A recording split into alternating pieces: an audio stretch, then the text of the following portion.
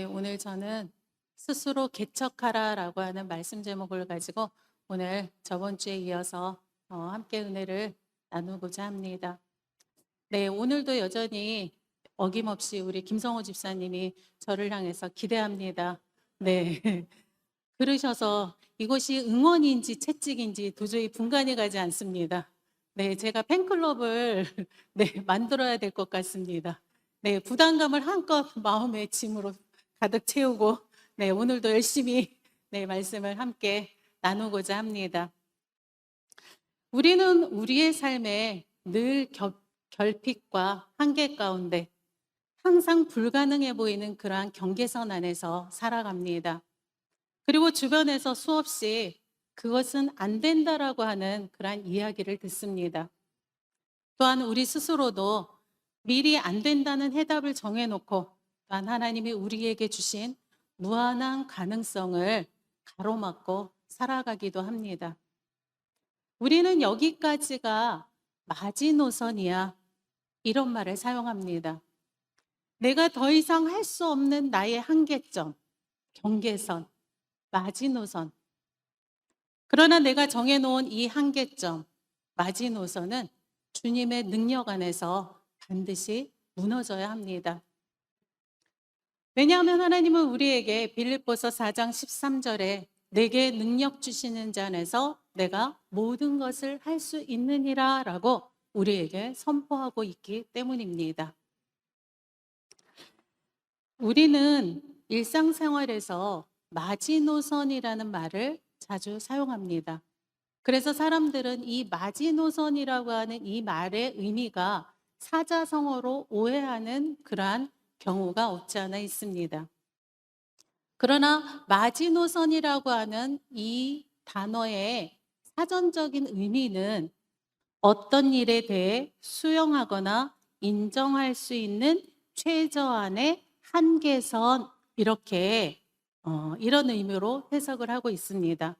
어떤 일에 대해 수용하거나 인정할 수 있는 최저한의 한계선이 마지노선이다 이렇게 말합니다.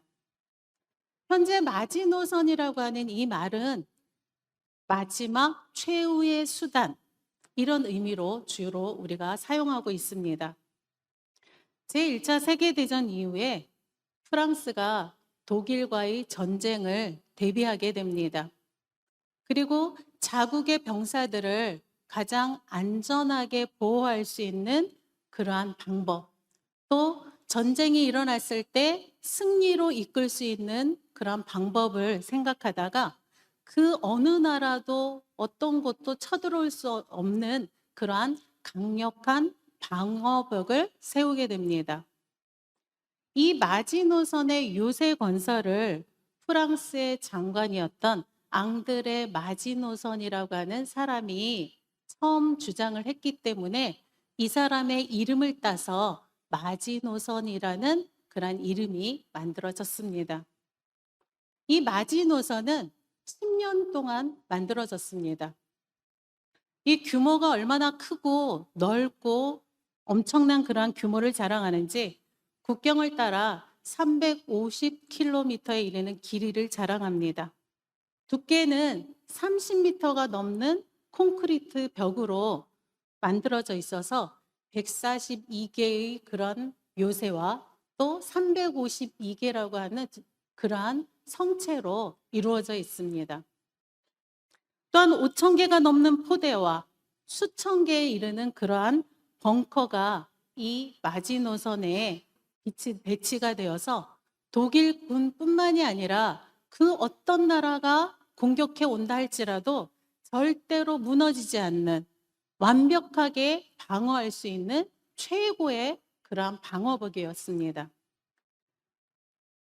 그 당시에 아무리 강력한 독일군이 쳐들어온다 할지라도 그들이 이 마지노선을 공격한다라고 하는 것은 다들 자살 행위나 다름이 없다라고 이야기를 합니다.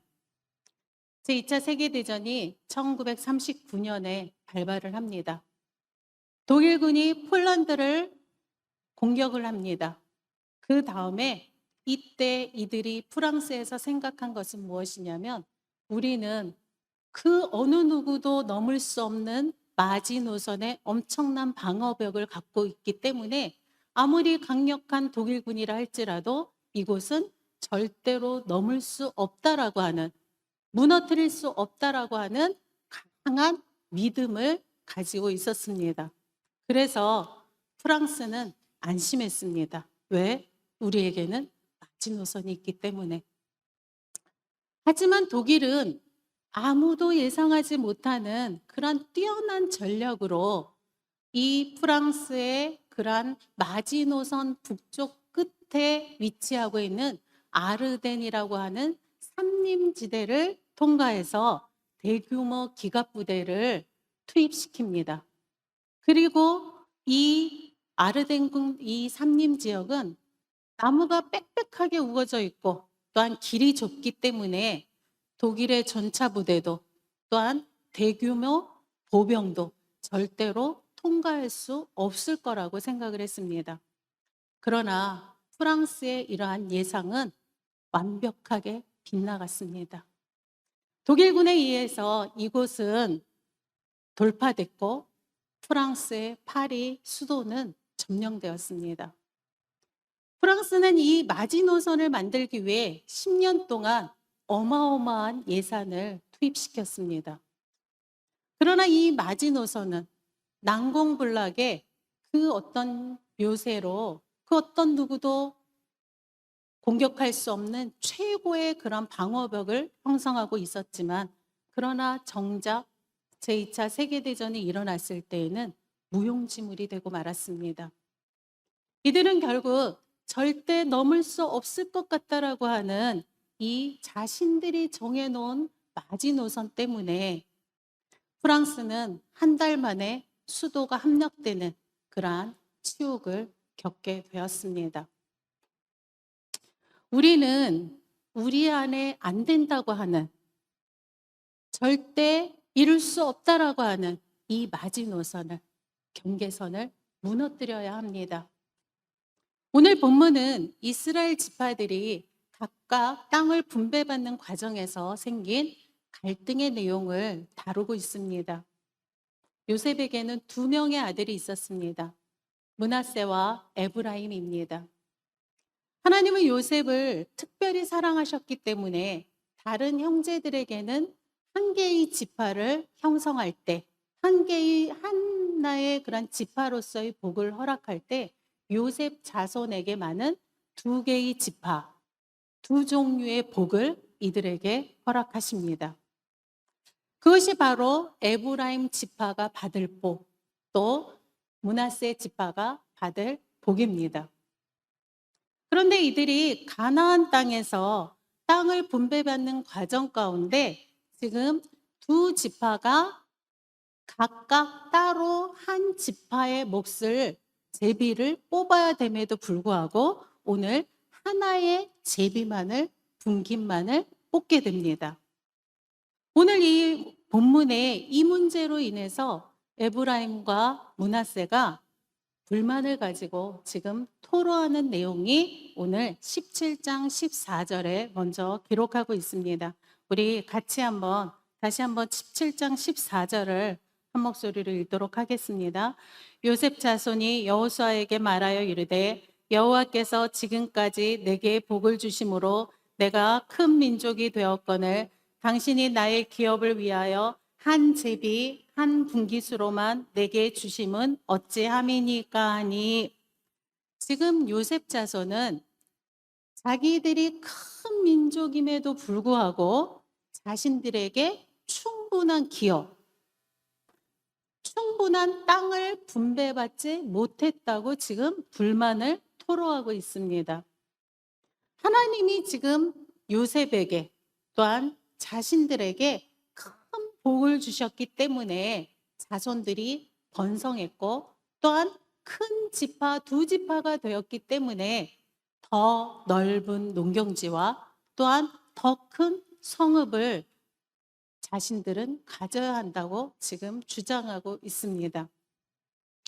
우리가 지금 이것을 얼핏 보기에는 한 지파의 한 분깃, 한 분깃에 한 제비를 뽑는다라고 하는 이 원칙에서 뭔가 자신이 이 원칙에 그대로 적용해 달라고 하는 이 요셉 자손들의 이야기가 무엇인가 설득력이 있어 보입니다. 그러나 우리가 지도를 보면 이들의 말하는 이 불평 가운데 얼마나 불편한 진실이 들어있는가를 우리가 알 수가 있습니다. 우리가 지도를 한번 보도록 하겠습니다. 우리가 이스라엘의 지도는 가장 먼저 기준점을 찾습니다. 북쪽에 갈릴리 바다, 갈릴리 호수를 기점으로 해서 그 밑으로 쭉 내려오다 보면은 요단강을 지나서 그 다음에 사해, 여매라고 부르는 사해가 위치해 되어 있습니다. 그래서 우리가 오른쪽을 요단 동편이라고 하고 왼쪽을 요단 서편으로 지정을 하고 있습니다. 그래서 므낫세 지파가 지금 요단 동편에 위치하고 있는데 이 므낫세의 반쪽 지파가 아주 넓은 땅을 먼저 기름진 땅을 분배받게 됩니다. 그리고 그 다음에 나머지 지금 므낫세의 반쪽 지파가 지금 북이스라엘의 중간 지점에 지금 므낫세 지파가 위치해 있습니다. 그리고 저번에 봤던 지금 에브라임 지파는 유다 지파 다음으로 하나님께서 지금 에브라임 지파를 형성을 하고 있습니다. 우리가 지도만 보더라도 이들이 지금 이 이스라엘이라고 하는 하나님이 약속하신 약속의 땅에 얼마나 많은 땅을 소유하고 있는지를 우리가 한눈으로 봐도 우리가 어림잡아 짐작을 할 수가 있습니다. 므낫세가 소유하고 있는 땅은 지금 세겜과 사마리아 지역을 대표적으로 우리가 말하고 있습니다. 세겜이라고 하는 이 지역은 이스라엘 백성과 하나님과 언약을 맺은 아주 중요한 장소입니다. 또 사마리아는 북이스라엘의 수도가 되는 그러한 중요한 또 위치를 차지하고 있습니다. 그러면 에브라임 지파는 그들이 얻었던 땅은 비록 므낫세의 지파보다는 좀 작은 땅을 소유하고는 있지만 그러나 그것도 이 약속의 땅에서 아주 중요한 그러한 위치를 차지하고 있습니다.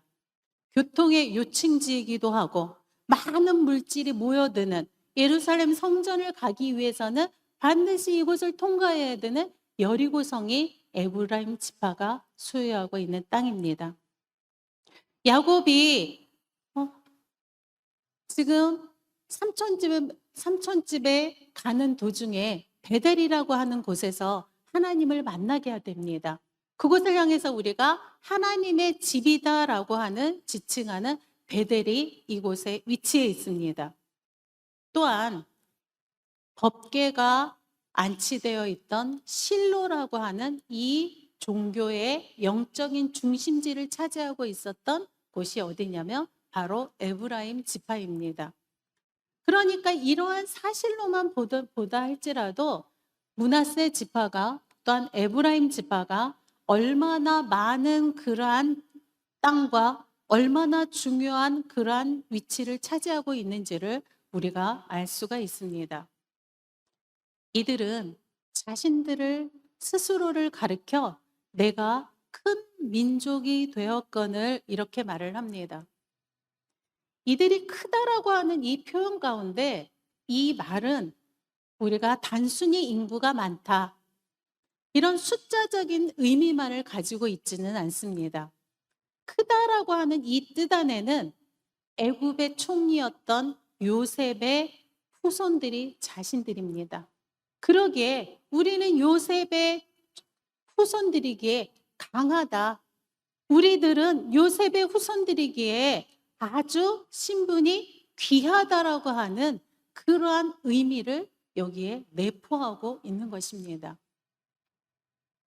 이렇게 다른 지파들은 잠잠한데 유독 이 요셉 지파만이 당당하게 이런 요청을 하는 이유는 이들의 지금 총 리더자인 책임자인 여호수아가 에브라임 지파입니다. 지금 요셉 자손의 불평과 요구 사항 속에는 그들의 마음 가운데 지금 어떤 것이 사로잡고 있는지를, 그들의 삶의 근본적인 태도가 무엇인지를 우리는 엿볼 수가 있습니다. 이 시간 우리가 기억해야 하는 것은 하나님이 우리에게 주신 축복은 특권이 아니라 사명입니다. 내가 남들이 갖지 않은 지식과 남들이 갖지 않은 특별한 그러한 지위와 또한 많은 물질을 가졌다라고 하는 것은 그것은 사명이지 특권이 아니다라고 하는 사실입니다. 우리가 하나님을 섬기고 또한 성도들을 섬기고 또한 이웃을 섬기라고 주신 은사입니다. 그러므로 우리는 하나님이 주신 이 특별한 은혜를 나누는데, 베푸는데 사용하기를 원합니다. 절대 남들과 다르다라고 하는 그러한 특별한 특권의식으로 우리가 하나님 앞에 나아가서는 안 될 줄 믿습니다. 이때 여호수아는 이렇게 대답합니다. 17장 15절을 우리 다 같이 한번 읽어봅니다. 17장 15절. 여호수아가 그들에게 이르되 내가 큰 민족이므로 에브라임 산지가 내게 좁을진대 브리스 족속과 르바임 족속의 땅 삼림에 올라가서 스스로 개척하라 하니라. 네, 에브라임 지파가 이 같은 불평과 또한 요구 사항을 할 때 여호수아는 현명한 지도력을 발휘합니다. 그리고 내가 큰 민족이므로, 지금 여호수아는 그들을 향해서 너가 큰 민족인 걸 알고 있다. 너가 특별한 민족인 거를 내가 알고 있다라고 하는 그들의 위치와 그들의 상황을 먼저 인정을 해줍니다. 그리고 나서 내가 큰 민족이므로, 너가 큰 지파이므로 너희는 큰 민족답게 또 축복받은 민족답게 스스로 개척하라, 이렇게 말하고 있습니다. 여기서 개척하다라고 하는 이 단어는 우리가 히브리어로 바라라고 하는 원어를 사용했습니다. 그런데 성경에서 가장 처음 나오는 창세기에 아주 중요한 단어가 등장을 합니다.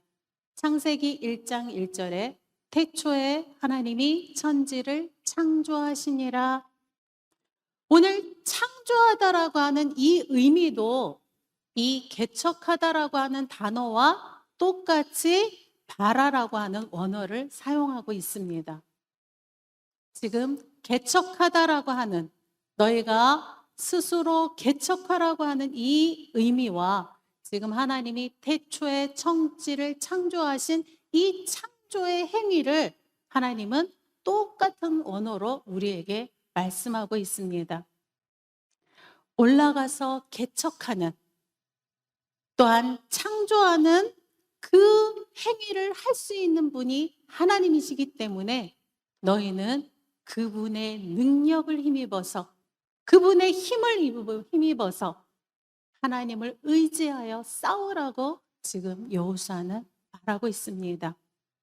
한마디로 너희가 먼저 책임과 도전 정신을 보이라는 것입니다.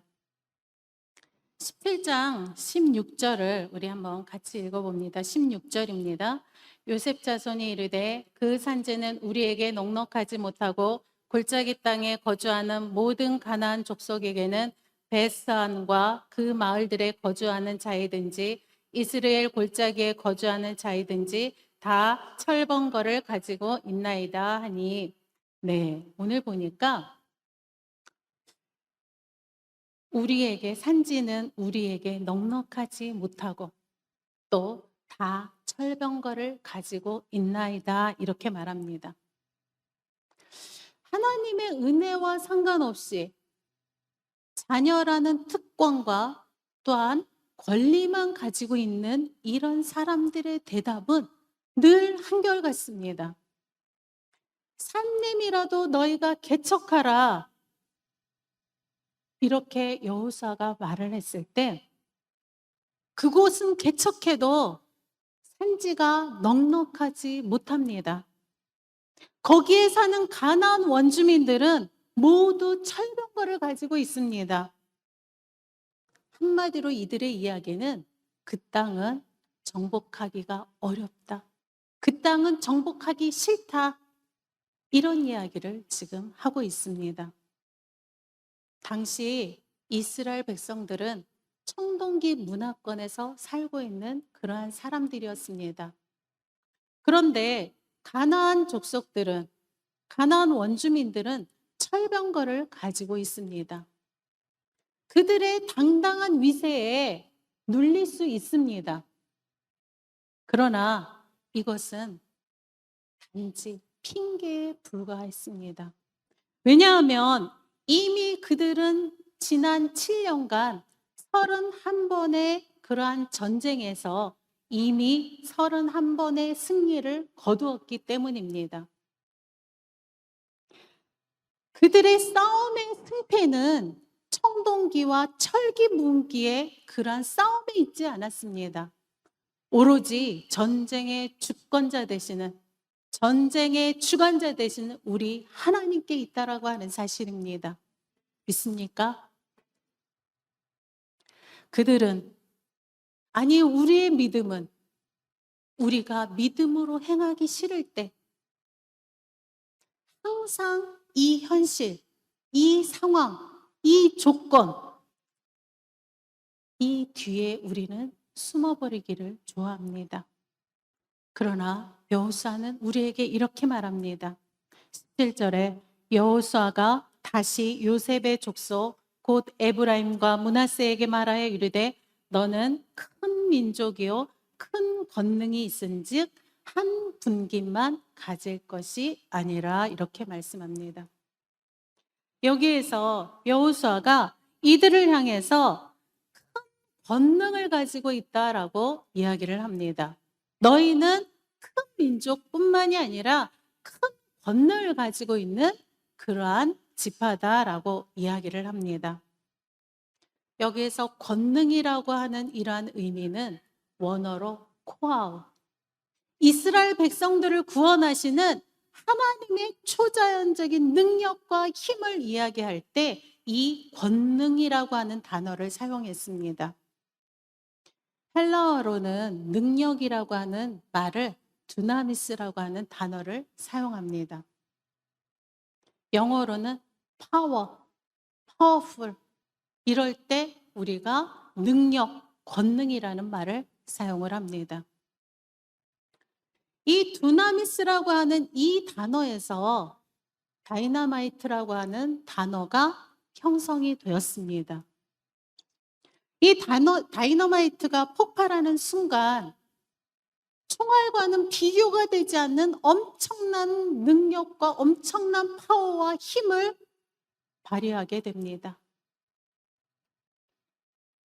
하나님의 복을, 하나님의 능력을 가진 우리에게는 바로 하나님의 이러한 힘, 이러한 파워, 이러한 권능을 우리가 가지고 있다라는 이러한 말씀입니다. 고린도전서 1장 18절에는 십자가의 도가 멸망하는 자들에게는 미련한 것이요 구원받은 우리에게는 하나님의 능력이다라고 우리에게 선포하고 있습니다. 하나님은 지금 그들을 향해 다이너마이트와 같은 이러한 하나님의 권능과 힘을 가지고 있음에도 불구하고 왜 너희는 싸우기를 주저하느냐? 왜 싸우기를 회피하느냐? 이렇게 묻습니다. 지금 요셉 자손들은 왜 이 개척하기를, 싸우기를 주저할까요? 왜 회피하고 있을까요? 그들은 새로운 땅을 정복하기가 너무 힘이 듭니다. 너무 고달픕니다. 이제는 하기가 싫습니다. 이제는 수고하고 싶지 않습니다. 쉽게 성취하고 쉽게 이루고 쉽게 성공하고 싶습니다. 한마디로 이들은 더 이상은 전쟁을 치르고 싶지 않다라고 하는 이들의 마음이 그대로 내포되어 있습니다. 18절에는 여호수아가 다시 한번 이렇게 말합니다. 같이 한번 읽도록 합니다. 18절 마지막 절. 그 산지도 내 것이 되리니 비록 삼림이라도 내가 개척하라. 그 끝까지 내 것이 되리라. 가나안 족속이 비록 철병거를 가졌고 강할지라도 내가 능히 그를 쫓아내리라 하였더라. 네, 여호수아가 다시 한번 강조합니다. 살림이라도 내가 개척하라 이렇게 우리에게 말합니다. 개척하라고 하는 것은 하나님이 주신 밑거름 위에 우리의 수고를 더하라는 이야기입니다. 누가 하는 것입니까? 바로 저와 여러분이 하는 것입니다.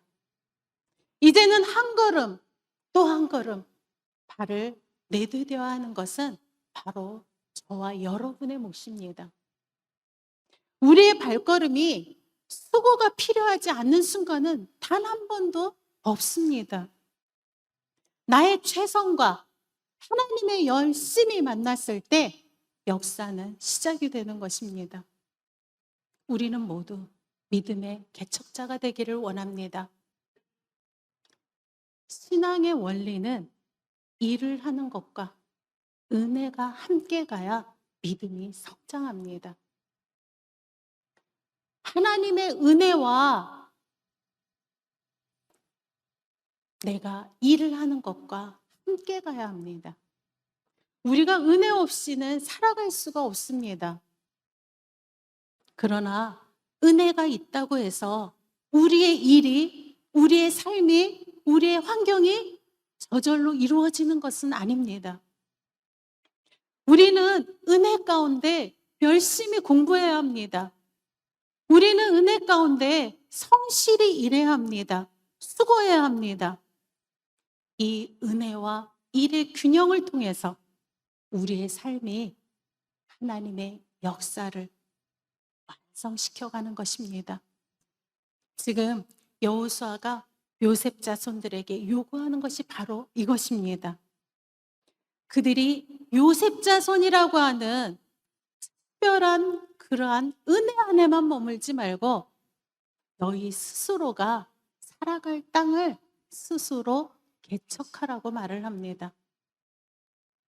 우리도 여호수아를 통해서 스스로 개척하라고 하는 하나님의 음성을 듣습니다.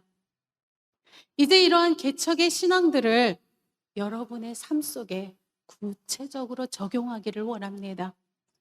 이제 우리 인생 가운데 안 되는 이유를 버리십시오. 안 된다고 하는 이유를 버리십시오. 해낼 수 있는 방법을 찾아가는 하나님의 사람이 되기를 원합니다. 여러분의 직장, 사회, 학교, 가정에서 이제는 창조자 되시고 우리의 능력자 되시고 또한 우리의 구원자 되시는 하나님께 지혜와 능력을 구하기를 원합니다. 이제 저와 여러분이 이 말씀 앞에 믿음으로 화합하고 실천해서 모든 삶 가운데 차고 넘치는 하늘의 신령한 복과 땅의 기름진 복으로 충만해지는 그러한 놀라운 역사가 저와 여러분 가운데 있어지기를 간절히 축복합니다.